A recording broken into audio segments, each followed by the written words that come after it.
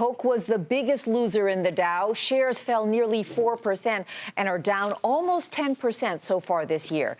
Investors were disappointed with Coke's quarterly results out this morning. Earnings were in line with estimates, and global sales rose last quarter, but soda sales in North America tumbled.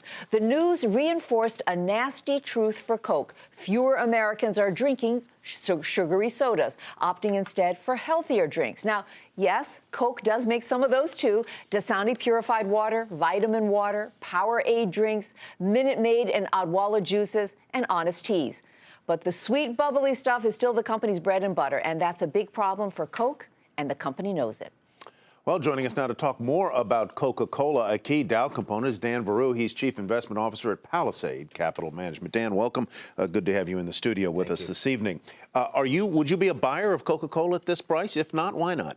Not yet, because I think the challenges are not going to go away. If you look at the way the company is set up for 2014, it looks like it's going to be much more of a back-end loaded year for them, financially speaking. So I really think there's no hurry, and they're doing everything that they can do in the context of macro forces that are just too big for any company to outweigh, even a brand icon like Coca-Cola. Well, you know, the Coca-Cola CEO, Muhtar Kent, said today, he was quoted as saying it was macroeconomic global challenges. But I mean, how much is it really, these cyclical economic issues? And is it more that people are drinking healthier drinks and Coke has a structural problem to deal with?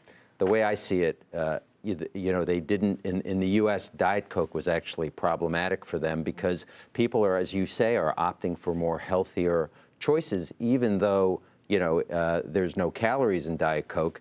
They don't perhaps like the contents of Diet Coke. So they're looking for more organic alternatives on the low-calorie side, perhaps some reformulation or some enhancement to formulation for Diet Coke as well to spur growth within the U.S. The trend for healthier beverages is most notable in North America and the United States and the developed world. But a lot of Coke's growth has come, hasn't it, and won't it, from the developing world? There's no doubt about it, and it wasn't enough to counteract the forces in the developed market this year. Plus, currency is playing some havoc with the results as well.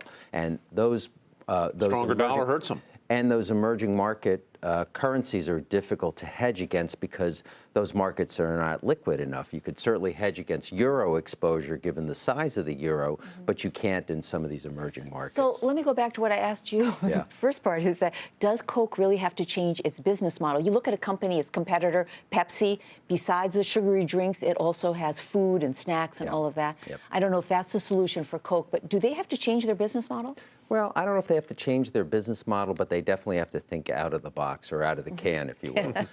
You know, their partnership with Green Mountain looks quite interesting. I don't know how that's going to evolve, but that's yet another non-soda pop product in the arsenal of their product line. So we could perhaps see them get more active in coffee or other products like that, away from the traditional. Would that be enough of a change? It seems to me like, given the size of Coke, they'd have to do a series of acquisitions. Certainly with their cash flow generation and their enormous ability to market, they could certainly go on a string of acquisitions that would give balance and offset. They've done some acquisitions. They did Vitamin Water. They did Minute Maid some years ago.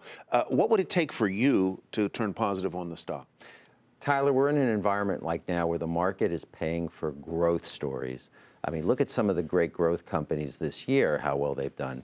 You know, you're just showing organic top-line growth. It's very difficult at this time for me and for my colleagues at Palisade to be excited about low single-digit, 0 to low single-digit top-line growth and you know, bottom-line growth a little bit higher. Dan, thank you very much. Great to see you again. Thank you. Dan Veru of Palisade Capital Management.